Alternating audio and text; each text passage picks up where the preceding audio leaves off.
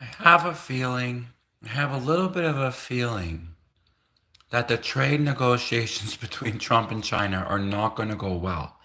I'm a bit psychic. I'm a little bit psychic. I'm a little bit, I have a gift. I'm a little bit psychic, but I do think, I have a feeling, an intuition that the trade negotiations between Trump and China are not going to go well.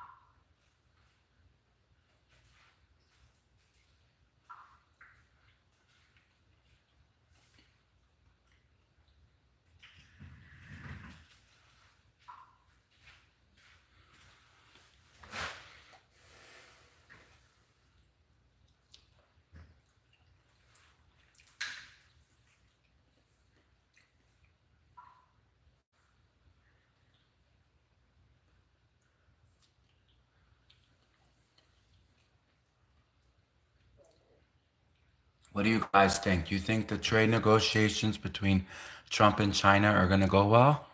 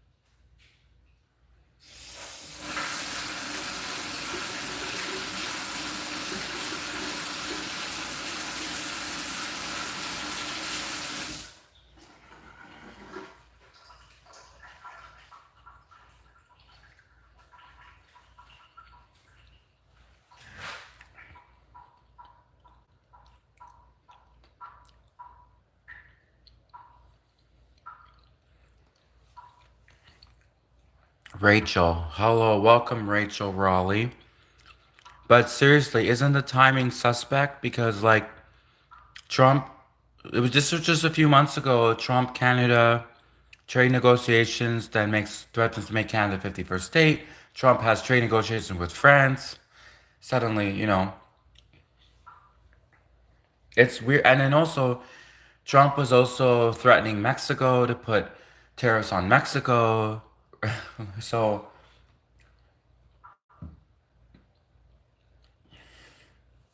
if any of these countries do not agree to Trump's trade deal, they get punished. How is Germany gonna get punished? How are those Nazi? Guess not Nazi. Sorry, naughty Germans. I almost said Nazi. Can you believe it? Sorry, I was gonna say naughty. How are those? What's gonna happen to those naughty Germans? Are they gonna get spanked? Are those naughty Germans gonna get? If the Germans do not agree to Trump's trade deal, what's gonna happen to the Germans? What's gonna happen to the naughty Germans?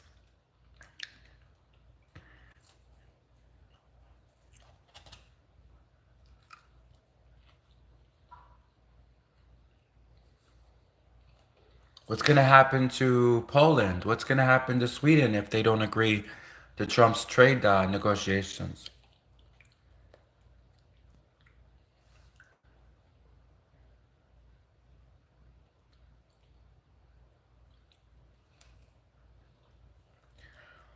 Okay, you know why I said naughty Germans? Because I was watching the Conan. You know Conan O'Brien.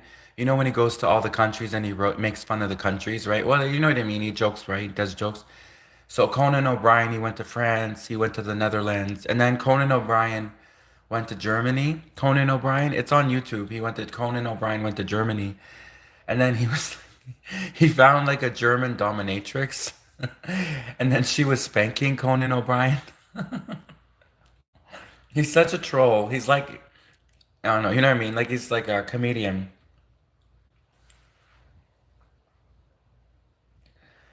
But yeah, so Conan O'Brien was in Germany, and then he also was making jokes about the fact that Germans, like how they drink so much, apparently that they have a special sink in German bathrooms for people throwing up from drinking too much. Conan O'Brien went into the German men's bathroom. He's like, "What's that?" He's like, "That's where people barf after they've been drinking too long."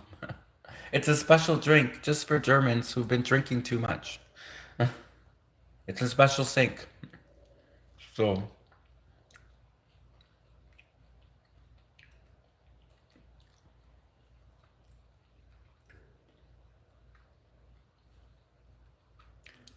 well, I'm sure the Germans will react cool, calm, and collected like they always do. The Germans have never reacted badly before.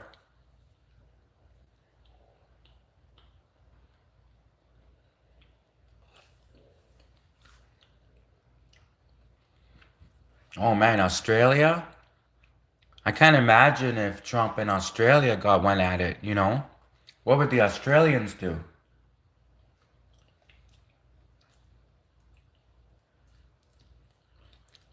Probably nothing because they can't really do anything.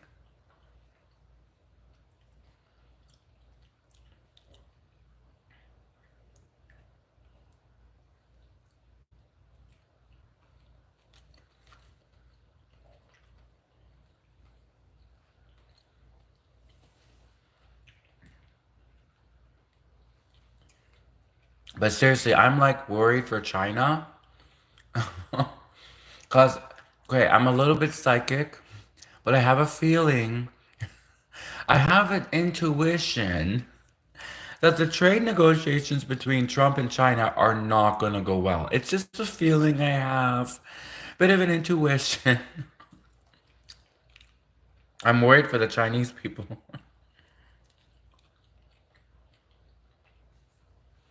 Well, the Japanese people already know what would happen to them if they refuse Trump's trade deal.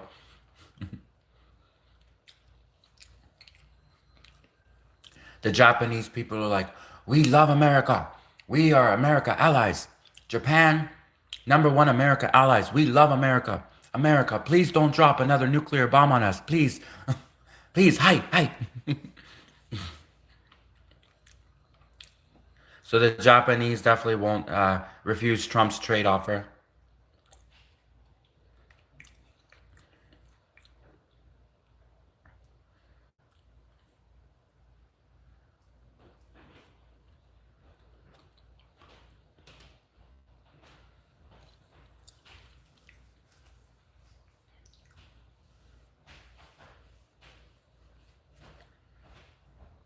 Oh, Saudi Arabia. Oh my God, Dubai, Saudi Arabia. What's what's gonna happen if Trump and Saudi Arabia have bad negotiations?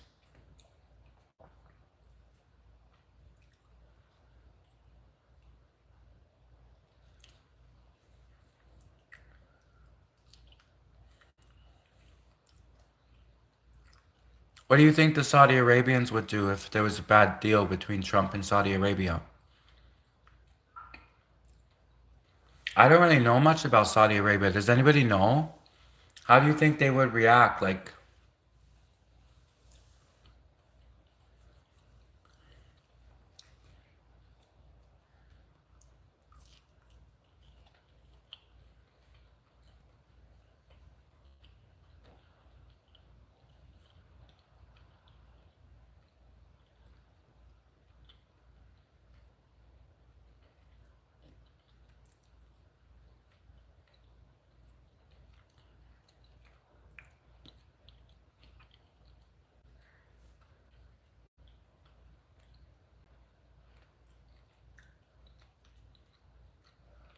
Mr. Trump, I just want to let you know, Trump, that the North Koreans, they don't play around, North Koreans. If you say something like you're going to make that the United States wants to make North Korea the 51st state or the 52nd state, if you say that about North Korea will go ballistic. Mind the pun. Mind the pun, North Koreans would go ballistic if Trump said he was going to make North Korea the 52nd state. So be careful with North Korea, Mr. Trump.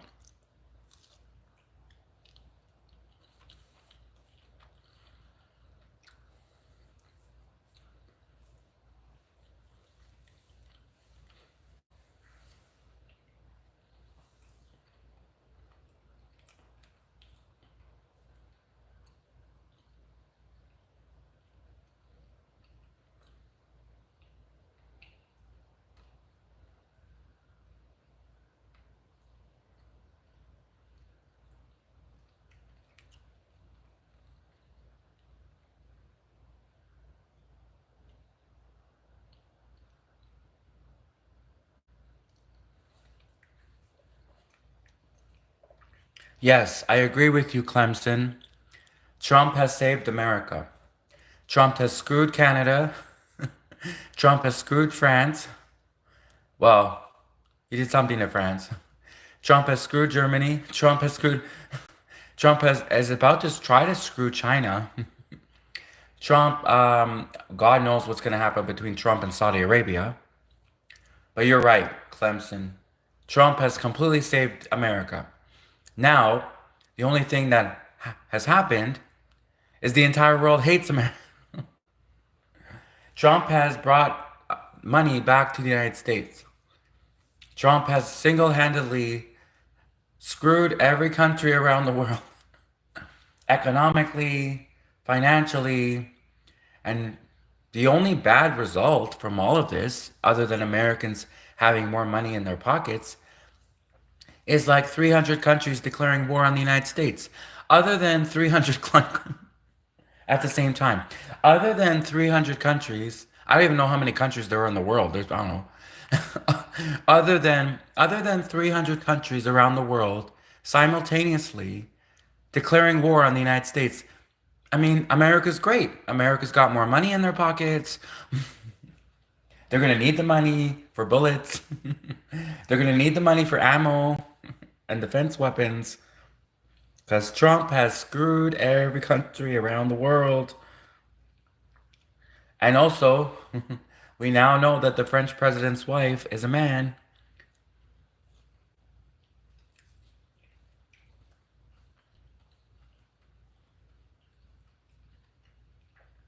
At least the Germans are cool. Even if Trump screws over the Germans in the trade deal, the Germans will not react badly. The Germans never have reacted badly before.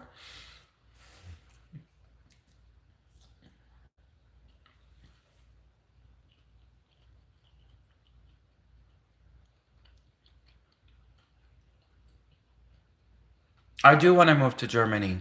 I do, Mr. Barry. Mr. Barry, I do want to move to Germany.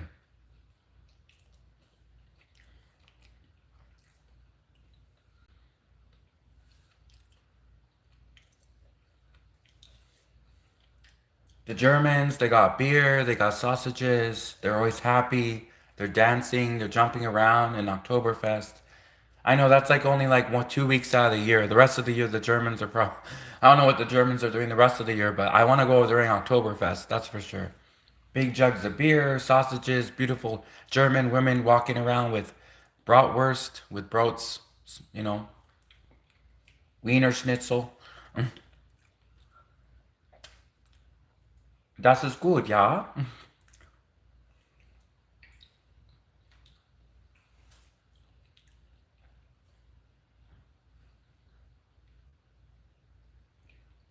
I think the Germans are like so scared of being called Nazis that they're like overly nice, you know?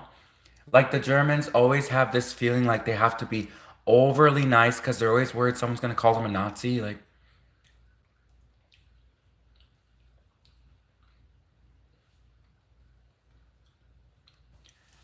I would always want to like I'd be scared of going to Germany, not because I'm scared of the Germans, but I would be like scared that I would like be in the baggage claim or something, and I'd be about to board the flight to Germany, and then the stewardess she's like, oh, you can only allow like two carry-ons or something. I'd be like, oh, you Nazi! I'm like, damn it! I told myself I wasn't gonna say that. I told myself it already. I haven't even gone to Germany, and I already said it. No, no, but seriously, the German people, like, they're really nice. They're really chill. They're nice people, the Germans. I'm like poor. I don't have any luggage, so I won't need to bring more than two carry-ons anyways.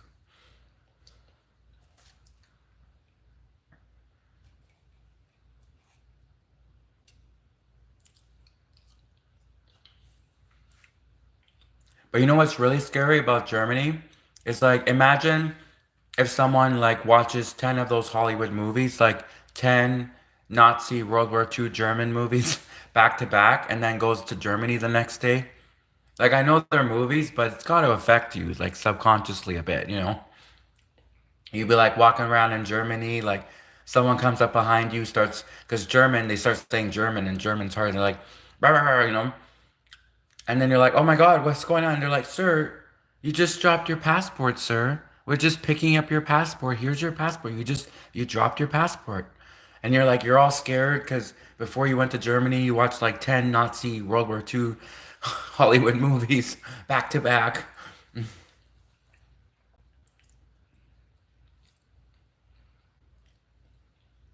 I mean, I know before I'm from Canada. I am from Canada. And I know right before I went to the United States on vacation, I watched Fahrenheit 9/11. I watched the Flint, Michigan documentary about the Flint, Michigan water. I watched I watched the 9/11 Twin Towers getting hit. I was like, I watched all these things because I'm like, do I really want to go to the United States? I'm scared. Like, they got all of this, like, and then I watched this Twister. Twister was the worst because I am definitely afraid of tornadoes. I'm actually not afraid of terrorism. I really not. In fact, anyways, I'm not afraid of terrorism at all. I'm actually not afraid of terrorism. You know what I'm really afraid of? Definitely afraid of?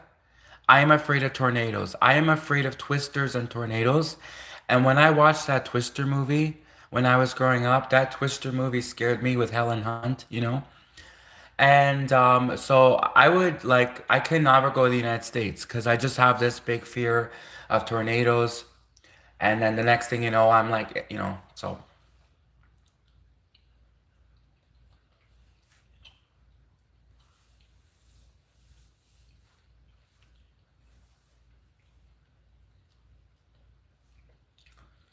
But United States, like, it does have a lot of shootings, gun shootings. I mean, Canada, we don't have that in Canada. Like, we don't have guns in Canada.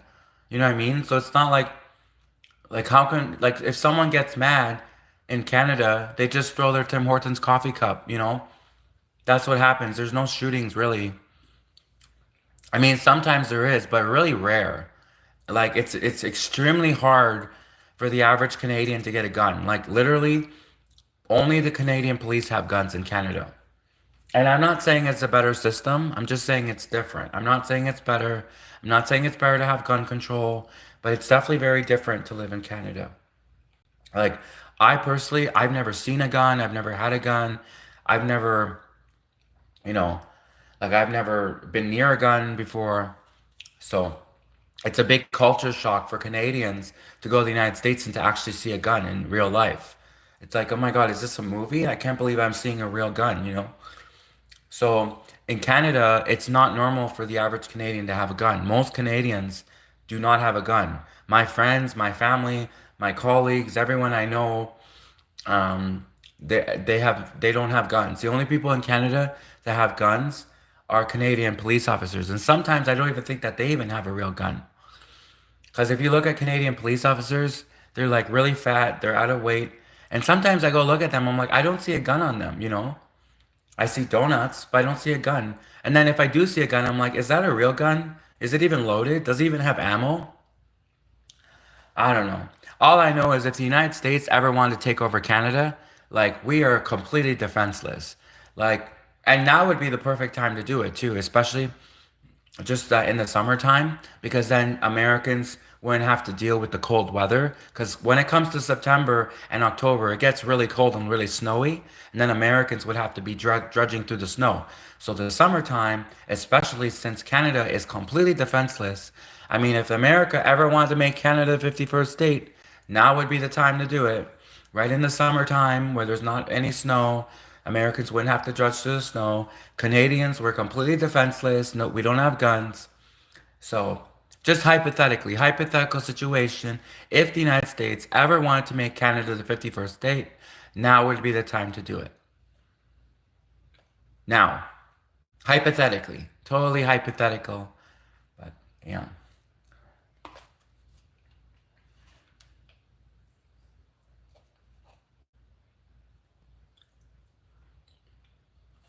And also, I'm not 100% sure about this. Like, I'm not 100% sure.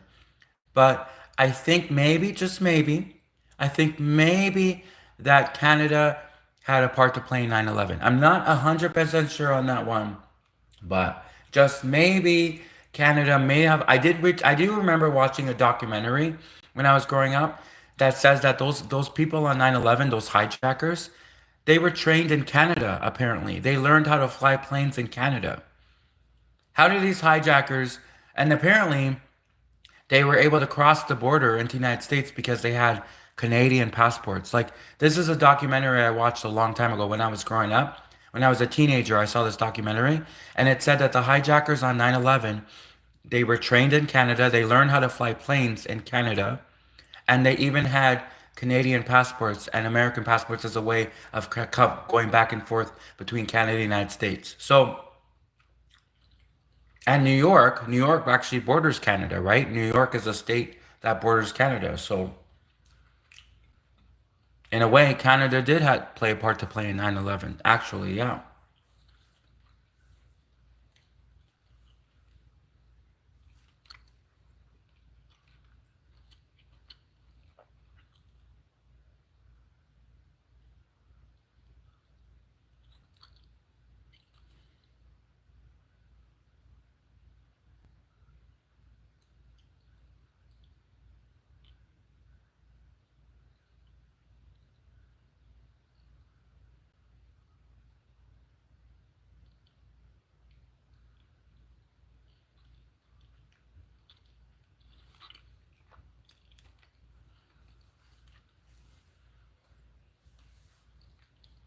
But honestly, I don't think that the United States, even if they wanted to make Canada the 51st state, I don't think they could do it because Americans apparently have a big obesity problem. Did you see those? Well, first off, I was gonna say, did you see those Michael Moore movies where he does, Fahrenheit 9/11 and Bowling for Columbine? And then I was gonna see, well, did you actually even see Michael Moore himself? Like, America has a huge obesity problem. So, like, I don't know how you guys would be able to catch Canadians, like, trying to, like, run and grab us. So I don't know how America would make Canada the 51st state. I mean, and maybe if you guys, like, first, like, joined Jenny Craig and lost a bunch of weight, and then, because it's all about being healthy. I mean, you don't want to be overweight because then you have higher risk of heart disease, coronary artery blockage. You have higher risk of heart disease, um, infarctions. So it's better to lose weight. So honestly, Americans, if you do want to take over Canada, you need to hit the tread. You need to hit the treadmill first. You need to hit the gym.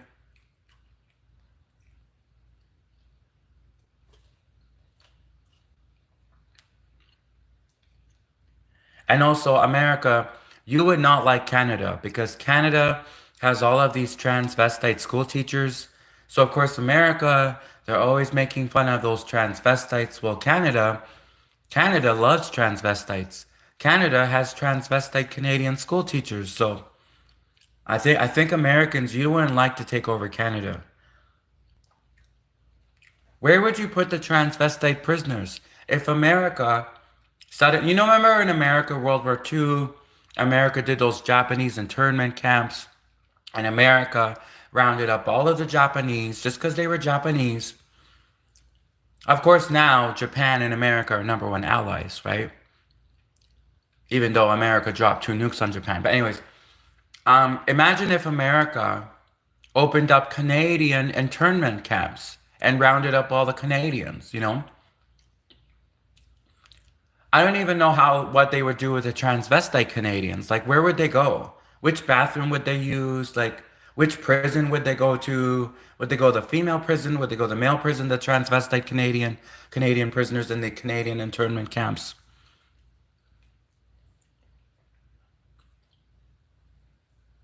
Would they go hang out with Trump at Epstein Island? Where would these transvestite Canadians go?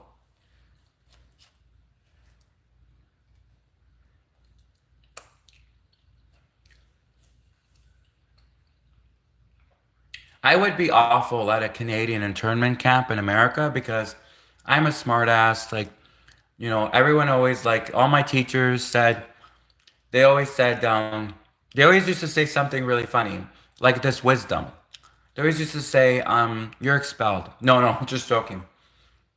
Well, anyways, so my Canadian teachers, they always called me a smartass, and I wouldn't be good at a Canadian internment camp in the United States. I really wouldn't. And so I could just imagine, like, I'm like, oh my God, are you actually sending me to a Canadian internment camp in the United States? Like, what is this, World War II? And then the Americans be like, oh, no, no, don't worry. We're not sending you to a Canadian internment camp. We're giving you the chair. No, what? The chair?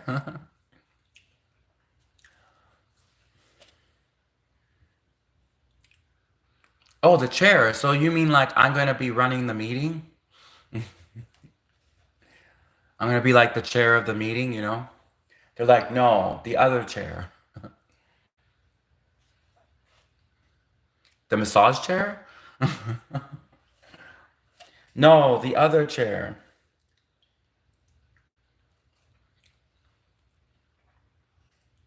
All I know is that chair better be made of steel.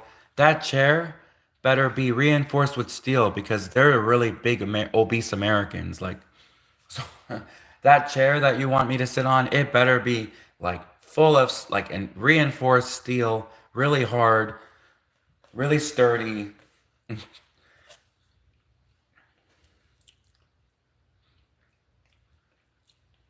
No, no, in all seriousness aside, I love Americans. I'm just joking, obviously. I love Americans. And of course, if America ever did try anything, I would run to Russia right away. And I speak fluent Russian. That was actually my strategy all these years. I'm like, if the Russians would take over Canada, I'm set. I can speak fluent Russian. I can read Russian novels. I look Russian. I work for Russia. I work for Putin. It's all set. If I know, no, but seriously, I studied Russian all these years. I didn't want to study French because French is so pretentious. Like, like a French people, like they're so like they think they're better than you, and then you're like, oh, my wife is so beautiful. My wife is a supermodel, and she's so much more beautiful than your wife. Well, I guess that's not the case in this case with the French president's wife because it's clearly a man. Like that's a man. If I've ever seen a man before, that's a friggin' man. But yeah, French people in Canada, they're so like, I live in million-dollar homes and I go on trips to Hawaii. I would never live in an American trailer park. Me live in an American trailer park, Francois? Francois, live in an American trailer park? Ho ho ho. It's like French Canadians. I live in a million-dollar estate home in Canada.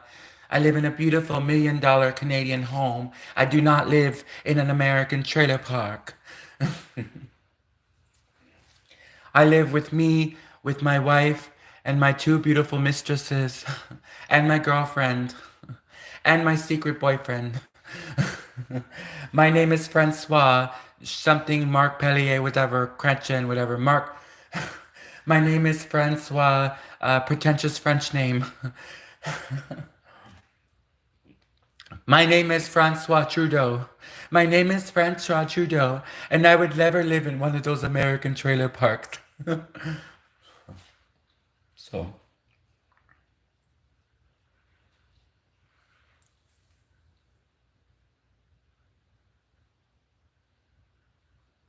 actually, I read a novel. It was called Silent Honor.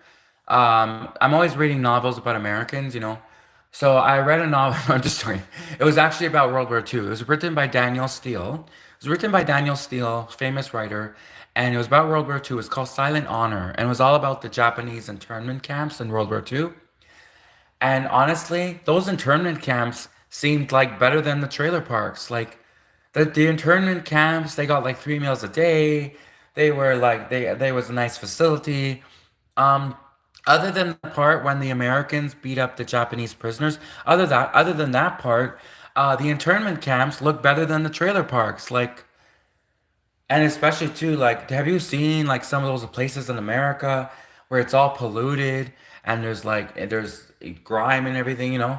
So I mean, sometimes the prison is better than like being homeless, like living in filth, living in a trailer park, living in all of these cities, all of these migrant cities where they're all homeless and they're doing drugs. And have you seen these cities? Have you seen these American cities where there's all these drug addicts and there's this dirt everywhere? And I'm like, well, those Japanese internment camps look better than that.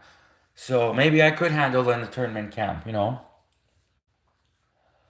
But I don't think I could handle it. Well, I don't think I would ever get the opportunity to go to a Japanese internment camp because I do believe the Americans would lynch me. But anyways, uh,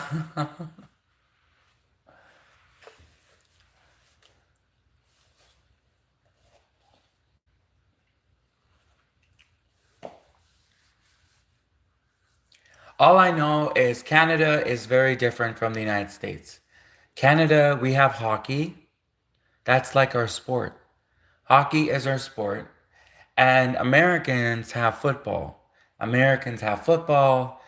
They love football. But I mean, hockey and just general sports are very dangerous, especially with concussions. People don't realize, and there's a big cover up with the American NFL League about concussions. Like when you get a concussion, it is not temporary concussions.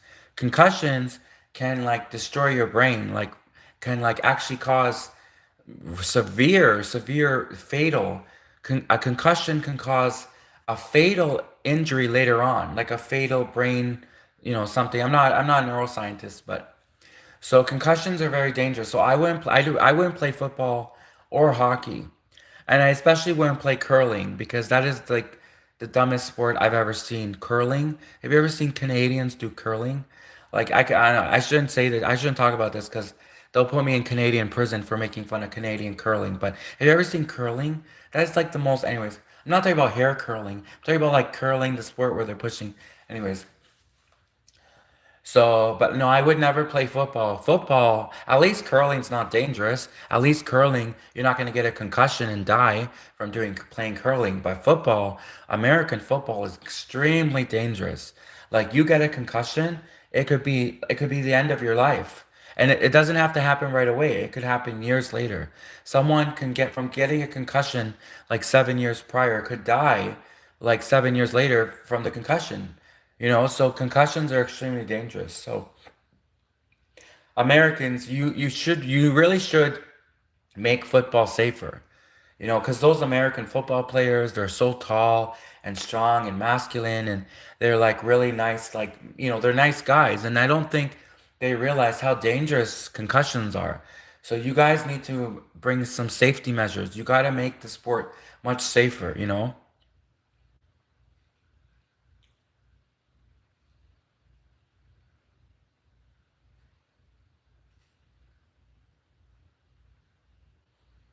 And also, by the way, the Super Bowl, I mean, Jesus, if the Muslim terrorists ever wanted to do another terrorist attack and they were trying to figure out a perfect place to do it, well, the Super Bowl, American football is like the symbol of America. American football is like the heart of America. The Super Bowl is like the heart of America. So if those Canadian Muslim terrorists ever were trying to like get ideas on where to do the next big terrorist event, they would probably do the American Super Bowl or NASCAR. Well, probably not NASCAR because you know, but they would probably do the American football. So Americans, you should really secure your football Super Bowl event. Um, and make football safe, not just safe from terrorists, but also safe from concussions, severe brain injuries. Sometimes people say that I have a brain injury too. No, for real. Actually, I do have a brain injury because I'll tell you what. So, 10 years ago, I got into a car accident. And basically, what happened was this is for real.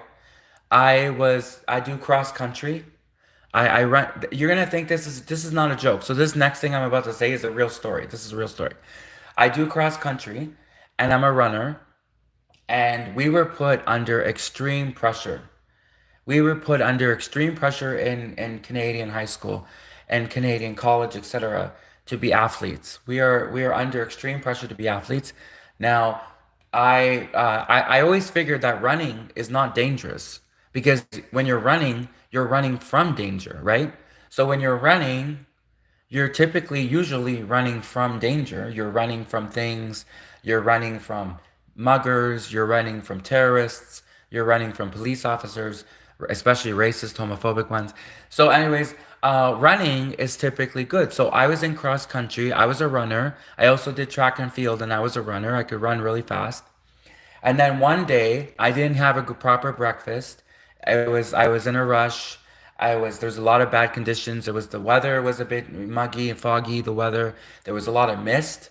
It was like that movie, the Mist movie with Stephen King. It was like suddenly a lot of mist and fog, mist and fog. I didn't have a good breakfast. I was running. I was tired. I was dehydrated, and there was so much mist at one point and fog. I was like, oh, it might be dangerous to be running. And then just as I'm thinking to myself, is it dangerous to be running in this fog? I accidentally run into a car. So that was the car accident. Like that really happened. And the next thing you know, I accidentally run into the car and I like fly back because I hit my head and I fell back onto the ground. But it was pretty scary. I'm lucky to be alive actually. But the car, of course, had no damages. The car had no damages. So at least like I was lucky in many ways that day. I'm lucky to be alive. And I definitely don't think I have a concussion from that injury that caused me to like have any kind of special impairment or anything. I definitely think that I am free of any kind of impairment or slurs or anything or any other kind of issues from getting the concussion.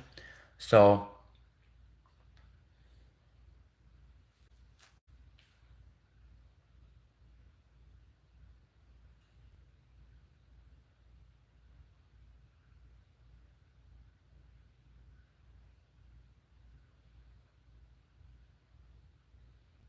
oh, but the car owner, the owner of the car, um, who actually was in the car at the time when I accidentally ran into the car, did get out afterwards and saw that I was okay.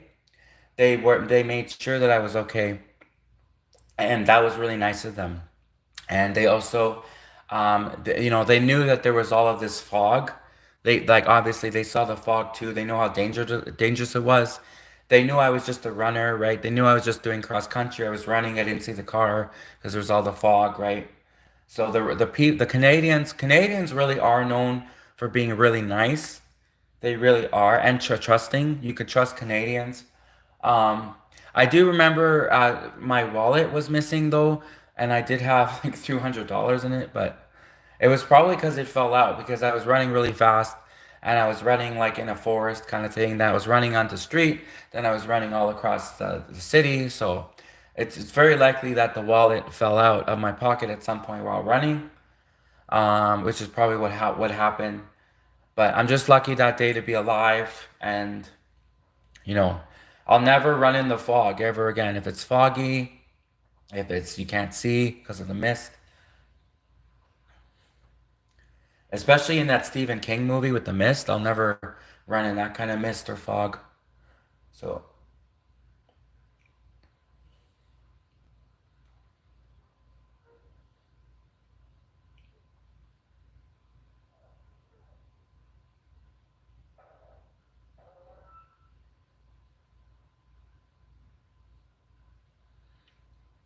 I didn't run in front of the car on purpose. Well, first off, it wasn't in front of the.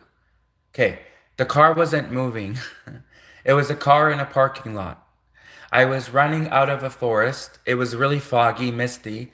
And if you think it's dangerous to run in the fog in a parking lot, it's probably even more scary to run in a foggy area when it's in the forest, right? So I was trying to make my way out of the forest because it was so foggy. Because the forest has a lot of running trails and stuff. The forest has running trails. I was trying to make my way out of the forest. It was so foggy I couldn't see. And then when I ran out of the forest, I accidentally didn't see the car in the parking lot. And I ran into the car that was parked, and even the person inside the car, like the mist and the fog that day was so foggy. Like they were, obviously, so they were very empathetic to me not seeing the car that I accidentally ran into. So no, I didn't run into it on purpose. I'm not that stupid. Imagine the lawsuit. Imagine if someone tried to like run into a car and then sue for like a car accident. That would be like the most no.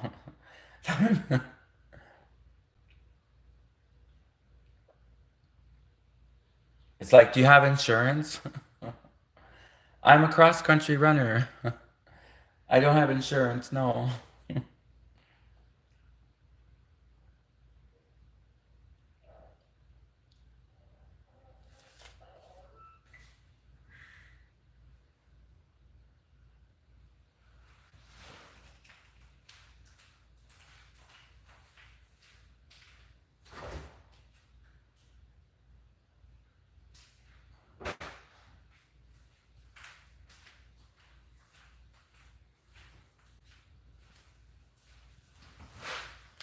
Imagine if Judge Judy was ever a defendant or a plaintiff or some, and imagine if Judge Judy was ever in a court system where she wasn't the judge.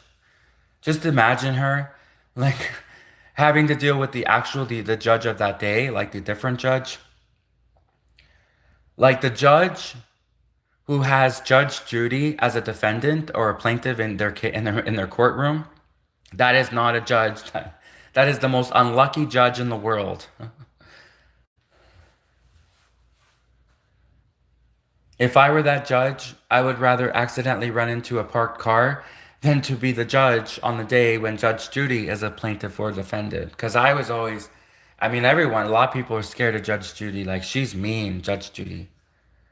Judge Judy, like literally like scared the bejesus out of me, you know? Talk about scaring someone straight. Judge Judy, she's a mean woman.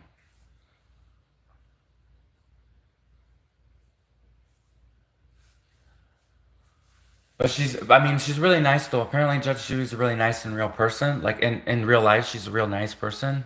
And she liked Trump, which is good. Judge Judy, she was on Trump's side.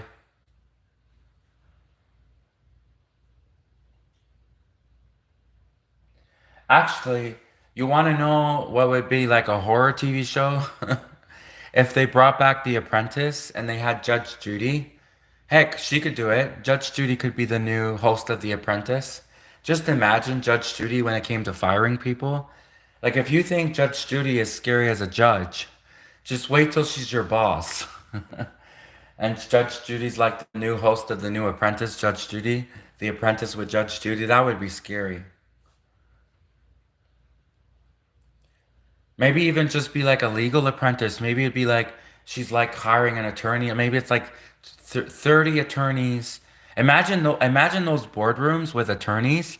Imagine if they did like a whole spin-off of The Apprentice where it was like Judge Judy, a former judge or something, former district judge, and then she suddenly has, I'm not sure if she was a district, she was just some kind of judge, anyways, former judge, and then she now has like these 30 lawyer apprentices, these lawyer attorney apprentices, and then she's gonna hire one of them to be like the ultimate attorney or something, the ultimate prosecutor or something. I don't know.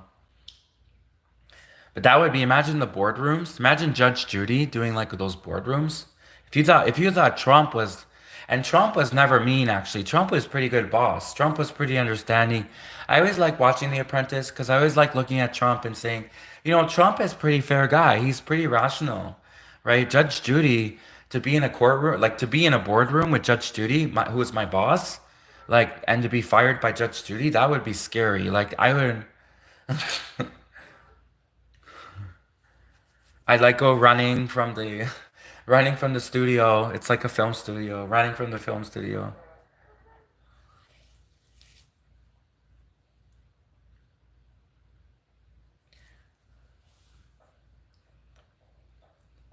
I don't know what would happen if they did The Apprentice in Canada, because Canadians are so nice. Canadians are like, I can't imagine they'd be firing anyone in the Canadian Apprentice.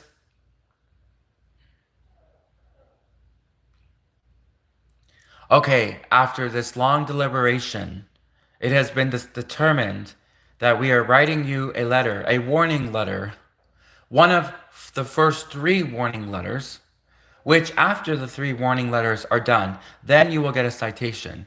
And after the citation, then you will get a notice that you need to improve your work habits.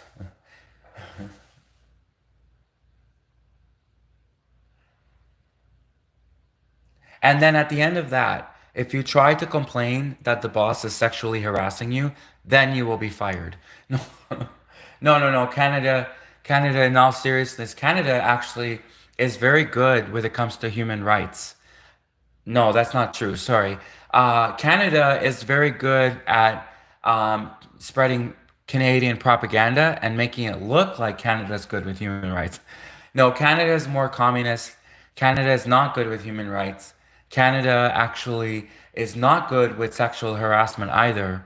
In fact, there were many cases where people were sexually harassed in the workplace in Canada by transvestites. You remember how I was talking about earlier about those transvestite school teachers?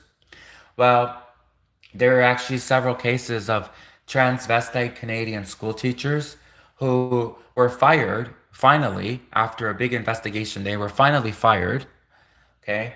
Which takes balls. It takes balls to fire someone in Canada, especially a transvestite. It takes balls to fire a transvestite Canadian in Canada. And there was a case of several transvestites, several transvestite school teachers who were fired and then just kept moving around to different provinces. Like they'd be fired in Alberta, then they moved to Quebec, fired in Quebec, then they moved to Ontario, fired in Ontario, then they moved to British Columbia, and they just kept moving around after they were fired, right? You would think that the teachers union would say, hey, if this person has been fired from like five different provinces, maybe they shouldn't be a school teacher no more. And also, if this person is a man who dresses up like a woman and puts on makeup and has is packing balls, maybe he also shouldn't be a school teacher. Like, government of Canada, use some common sense here. So the thing with Canadian men is they don't usually get accused of sexual harassment because the thing with Canadian men is they're typically like overly nice. That Canadian women are pissed off. Like, no, no, this is serious. This isn't a joke. I'm being for real with you. So Canadian men usually, and it's not just a stereotype that Canadians are overly nice. We are typically more overly nice. And Canadian men are often described as having no balls. Obviously, not transvestites. Transvestites, anyway, sorry. Canadian men are so polite. Canadian men are so nice that Canadian women are constantly complaining that Canadian men have no balls, they have no backbone, they like they're too nice, they're needy, and they send too many flowers and they call and they're always like calling women and asking how their day went, like they're overly sensitive. So Canadian men are not usually accused of like harassment, sexual harassment. There have been some. There definitely have been some. But especially the other complaint that women have, because women, the other complaint that women have is that Canadian men are pussies. Literally, like so many Canadian women will walk around and being like, "Oh, what's your issue? Are you being sexually harassed in the workplace?" And she'd be like, "No." She'd be like, "My Canadian boyfriend is a pussy." I've heard that. I've literally heard that so many times. I have heard Canadian women complain that their Canadian boyfriends are too nice, they're like, and they're pussies. So I could just imagine Canadian women, they would love like real men from like America who got guns and stuff, who are packing guns, who are like, they're definitely not pussies, right? Especially after what America did to Japan in World War II. Americans are definitely not pussies after what America did to Japan. Like America destroyed Japan. Like America made Japan their bitch in World War II. So definitely Americans are definitely not pussies. Canadians, we're a bunch of pussies up here. Nobody wants to kill us. Nobody wants to kill Canadians, so we're a bunch of pussies. But Americans, like you guys destroyed Japan in World War II. Like I'm surprised Japan is still even a country after America like annihilated Japan and made Japan their bitch and dropped two nukes on Japan, killing millions of innocent Japanese families who had nothing to do with the war. So, anyways, but thank God Japan and America are good allies after it. It brings you closer together. After one country drops two nuclear bombs on another country, it brings the two countries closer together.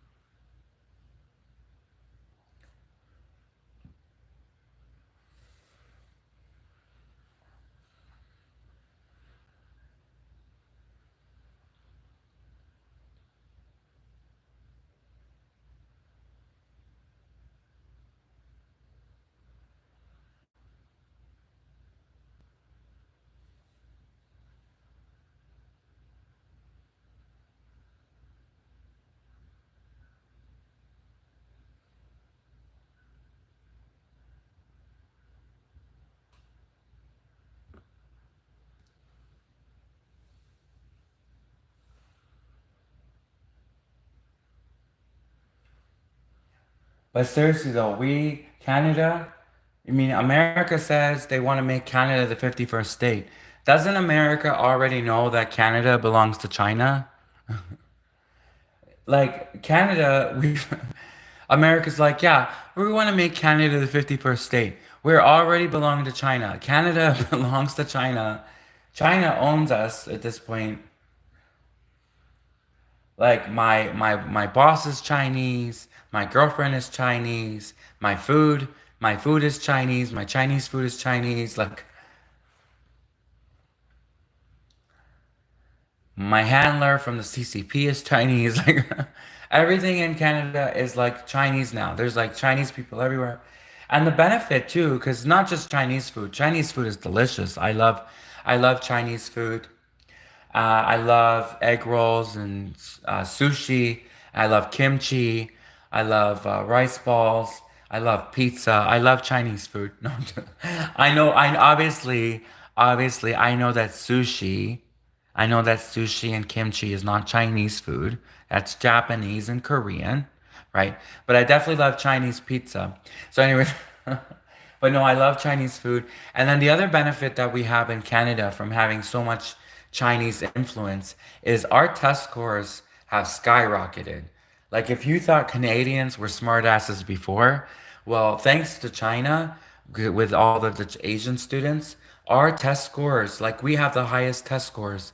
Canadians are surpassing.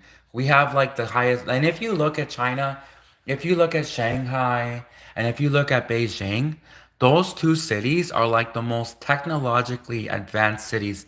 Like the buildings, the skyscrapers, they're lighting up. They have fireworks and drones and like it. China in terms of technology, and Beijing and Shanghai are the most technologically advanced, beautiful cities.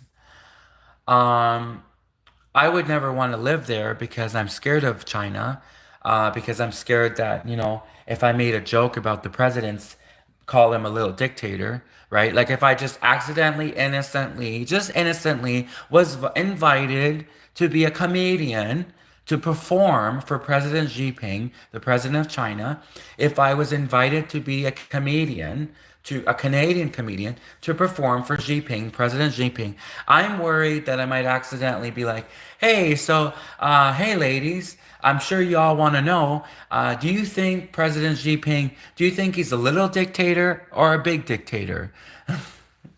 Do you think he's like a little dictator or a big dictator?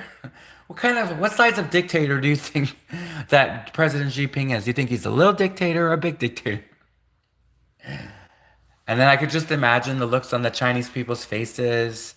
I could just imagine me suddenly being dragged off in the handcuffs, beaten in a Chinese cell, and then given like the Chinese torture chamber. And then probably what would be worse, the worst torture of all, the most mind-numbingly excruciating psychological torture that they could ever do on a Canadian, is if suddenly I had to go sing karaoke with it.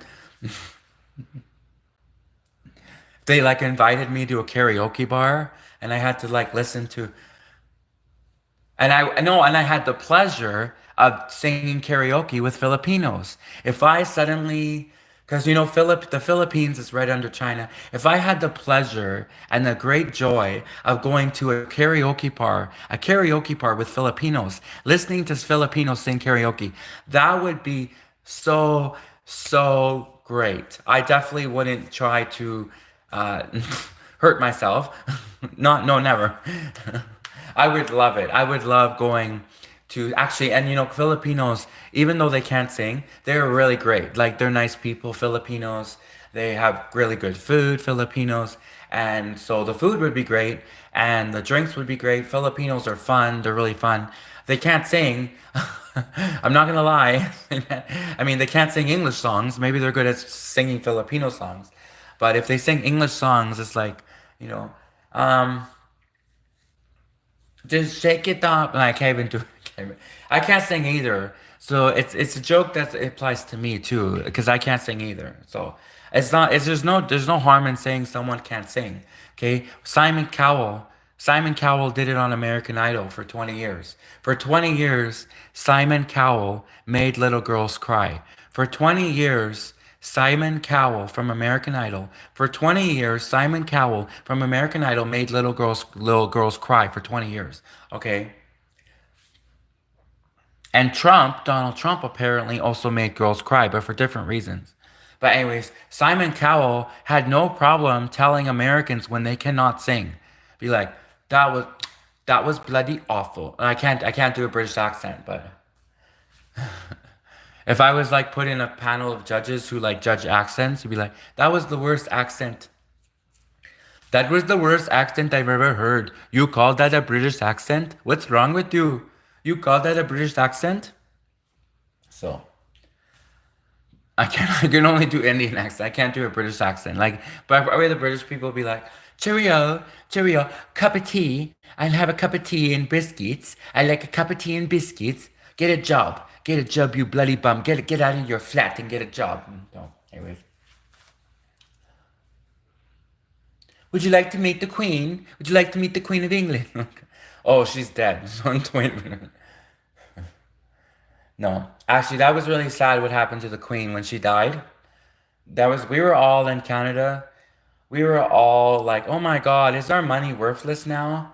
The Queen's on everything. No, we were really sad in Canada when the Queen died. Like we were so upset. Also because she's on all the money. It's really creepy now. Whenever you look at a $20 bill, wait, is she on the $20 bill? I know she's on a bunch of the bills. I know the Queen is on a bunch of the bills, and now it's like creepy because she's dead now. So like when you look at those Canadian $20 bills, it's like she's haunting you from the grave, you know? It's like the Queen, and then she always looked creepy on the bills, anyways, even when she was alive, you know. So now that she's like gone and she's a ghost, the Queen. Now when she's on those $20 Canadian bills, I'm always like get creeped out, you know. I always want to change them for like a five, or or just gamble away the money, you know. That was a joke, sort of. But anyways, no, that's basically like what's going on right now in Canada. We definitely don't want to be the 51st state. We already belong to China. We have high test scores. Chinese food is great. We even do have a lot of karaoke bars with Filipinos. I don't go, but I don't go because not because I can't sing and not because I don't want to listen to Filipinos sing. I don't go to Filipino bars for a really good reason. I don't want to. I just simply don't want to go. But no, they have a lot of Filipino karaoke bars and the food's great. But yeah, I'm not gonna lie and say that they can sing. But American Idol definitely. Simon Cowell was way too mean on American Idol. Simon Cowell was mean. He made all of those girls cries. He made all of those girls cry on American Idol. He was also slightly racist. Simon Cowell was extremely mean on American Idol. I still watched though because it was great entertainment. But I mean, no. I know I did watch actually, but anyways, I didn't. No, I didn't watch the later seasons though. I stopped watching when I actually turned 22. I stopped watching because I was like, it was kind of when you're a teenager, you watch American Idol. Even maybe 21, 22, you maybe watch American Idol. But I stopped watching a long time ago. I stopped watching over 10 years ago. That's why I'm talking about Simon Cowell because when I watched, you know I'm old. Did you know that I'm an old man? Because when I watched American Idol, Simon Cowell and Paula Abdul and Randy Jackson were the judges. Now they got like all these new judges like Jennifer Lopez. Oh no, Jennifer Lopez is still a long time ago. They had like Ellen DeGeneres. Oh, Ellen DeGeneres. They were saying what a bitch she. Okay, there's all of these YouTube channels now. There's all of these YouTube videos that are alleging that Ellen DeGeneres is actually not a nice person, is one of the meanest celebrities in Hollywood, and even her own workplace, Ellen DeGeneres's own workplace, said that it was a toxic workplace. Ellen DeGeneres was mean. She was mean to the people, mean to the talk show guests, everything. And I just now, yeah, I just remember that Ellen DeGeneres was on American Idol for a season. So hey, maybe we should find out how she was on American Idol. Maybe she was nice on American Idol. All I know for sure is Ellen DeGeneres. She's not a singer. In what universe do they think that they're gonna put Ellen DeGeneres? Like that would be like making me the ambassador to China. So it's like who do they think they're gonna put Ellen DeGeneres on American Idol? Like Ellen DeGeneres is not a singer. She's not even a good dancer. She's not even a good person. Ellen DeGeneres, and they put her on American Idol with all those little girls. Why would they put Ellen DeGeneres on American Idol with all of those little girl contestants? Why would they put lesbian comedian Ellen DeGeneres on American Idol with all of those little girl contestants running around crying when their songs don't make it into Hollywood Week. Why? Anyways, so I don't know why they would. Ellen DeGeneres is definitely not a singer. Ellen DeGeneres is not a singer, and she's not apparently not a good person. And as soon as she heard that about the Epstein list, as soon as Ellen DeGeneres heard something about, it was around the time when they were saying about leaking the Epstein list. As soon as Ellen DeGeneres heard around that time, then Ellen DeGeneres picked up, sold all her property in the United States, and moved to Britain. Of all places, I don't know why she'd moved to Britain, but anyways, I guess she does have a lot in common with Simon Cowell. So Ellen DeGeneres picked up, moved to Britain, but Simon Cowell, he probably like, if anyone's a boss, imagine having Simon Cowell as a boss. Actually, imagine if Simon Cowell did The Apprentice. Imagine if they brought back The Apprentice with Judge Judy and Simon Cowell and Gordon Ramsay. Oh my God, Gordon Ramsay from Hell's Kitchen. Gordon Ramsay, Judge Judy, Simon Cowell. Guaranteed to give, guarantee. If you thought you were scared before, just wait until you watch The Apprentice starring Gordon Ramsay, Judge Judy, and Simon Cowell. Those are three people you do not want to be in a room together with.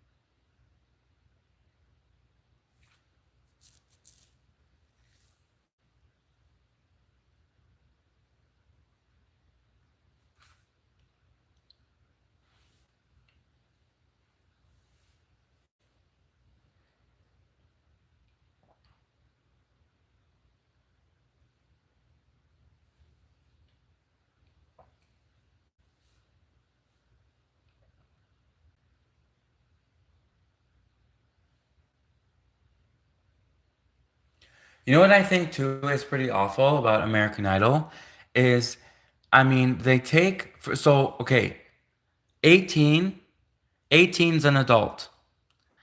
And even people say that even when someone's 18, like their mind is still not fully, you know what I mean? So really, I would say 21 actually. I would say 21 is then you're an adult. So on American Idol, imagine taking 15-year-old, 16-year-old kids and putting them on a reality TV show, parading them around in front of Simon Cowell, who's like a very mean person, putting them on reality TV.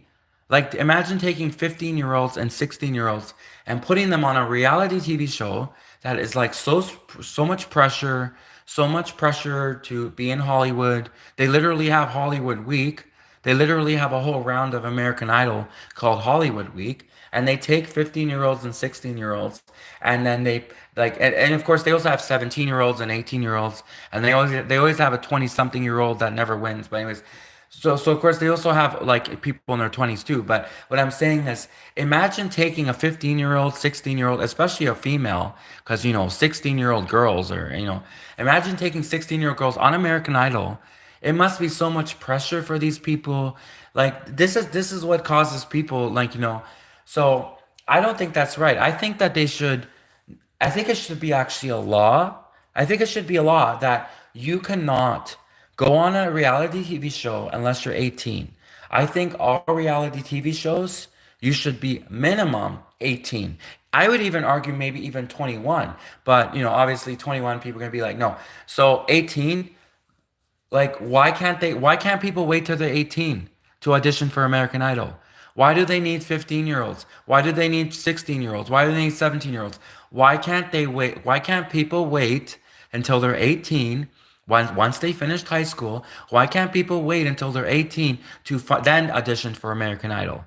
Like, why does American Idol, Simon Cowell, Randy Jackson, Paula Abdul, Randy Jackson, Michael Jackson, why do all of the Jacksons, why do all of American Idol, Simon Cowell, why do they need 15-year-olds? Why do they need 16-year-olds? Okay, someone seriously needs to do an investigation into American Idol. Especially now that you know Ellen DeGeneres was the host on it for a year, a judge on it. Like, why can't they say, okay, look, 18, you could wait till you're 18. What's the big deal? Why not, like, wait till you're 18? So I think it should be a law. I think it really should be a law that you have to be 18, at least minimum 18 years of age to be on a reality TV show. That's my opinion.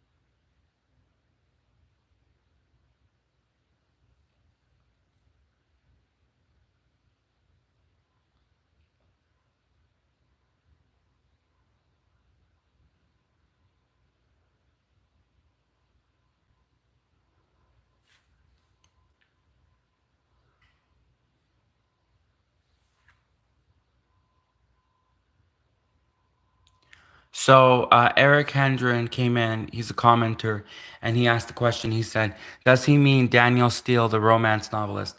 Daniel Steele did more than just romance novels, and the whole World War II. It was a book. It was called Silent Honor.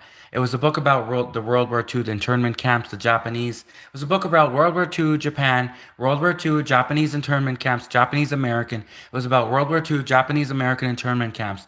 And there was kind of a bit of a love story in it too, as well, like a romance story, but it was really more about the war. It was really more about the Japanese internment camps. It was about Japanese culture. So Danielle Steele, she does more than just romance novels. So and the technically the novel was it did have a love story, but I mean almost every like the Titanic, almost every movie has a love story between like some kind of relationship between a man and a woman. There's always a female lead, a male lead. There's some kind. So every book, every movie, it wasn't like a pure romance novel. It was a novel about World War II Japan. It was a novel about the Japanese Americans in World War II and the Japanese American internment camps in World War II. That's what the novel was really about. Of course, there was a Japanese character. She was a spy. She was a Japanese spy who fell in love with an American in World War II. Of course, there was a story like a storyline there, but it was really more about detailing what happened in the Japanese internment camps and all that stuff. So